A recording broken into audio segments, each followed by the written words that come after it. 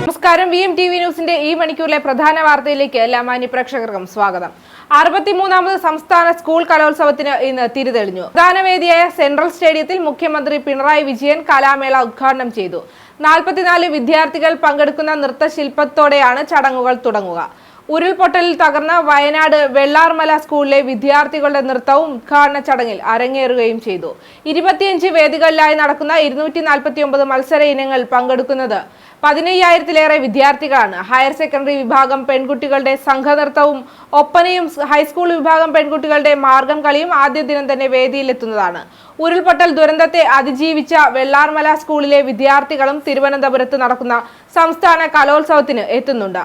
നാടകാവതരണത്തിന് തകഴിയുടെ വെള്ളപ്പൊക്കത്തിൽ എന്ന കഥയാണ് വെള്ളാർമലയിലെ കുട്ടികൾ തിരഞ്ഞെടുത്തത്. അതേസമയം 8 വർഷത്തിനു ശേഷമാണ് തിരുവനന്തപുരം വീണ്ടും കലാസ്ഥാനം ആകുന്നത്.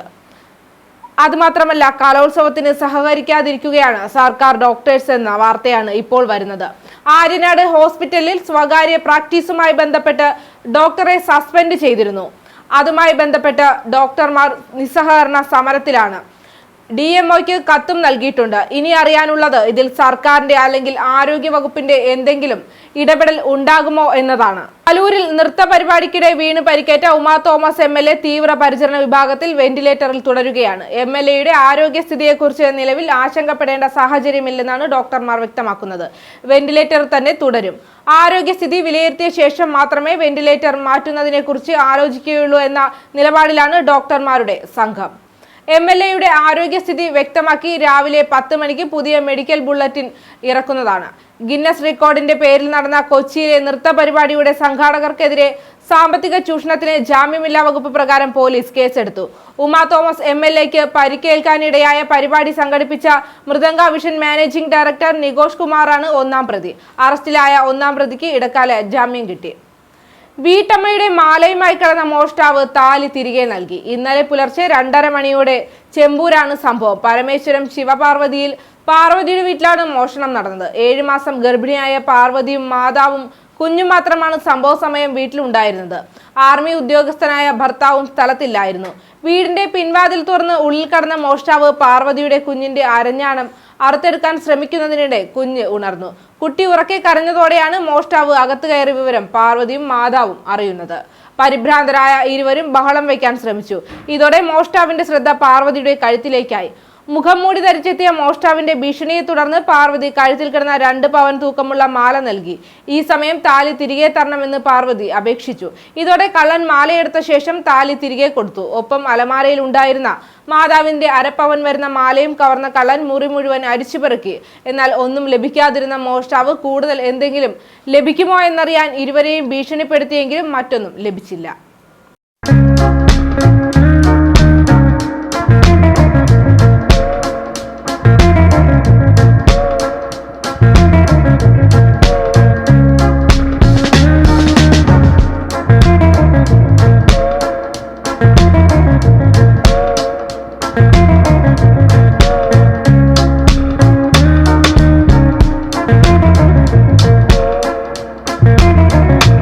ഫസ്റ്റ് പ്രൈസ് കൊടുക്കുന്നത് 71 സെന്റ് സ്ഥലവും അതിൽ ഉൾപ്പെടുന്ന 13,400 square feet commercial cum residence ബിൽഡിങ്ങും അതിൽ വരുന്ന AC 64 ക്യാമറകൾ,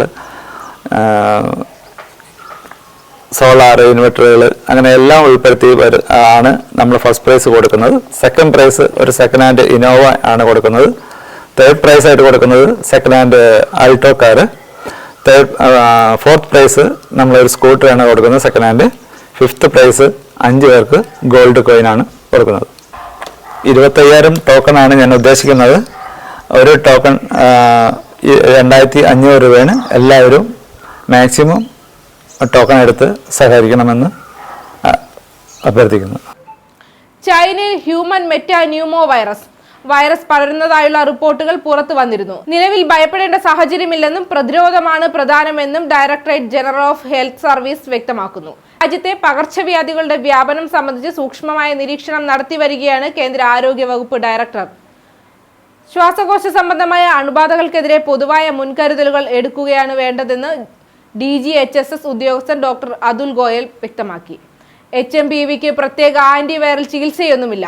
അതിനാൽ അതിന്റെ വ്യാപനം നിയന്ത്രിക്കുന്നതിന് പ്രതിരോധം പ്രധാനമാണെന്നും വിദഗ്ധർ വ്യക്തമാക്കുന്നു. ജലദോഷത്തിന് കാരണമാകുന്ന മറ്റേതൊരു ശ്വാസകോശ വൈറസിനെയും പോലെയാണ് മെറ്റാപ് ന്യൂമോ വൈറസ്.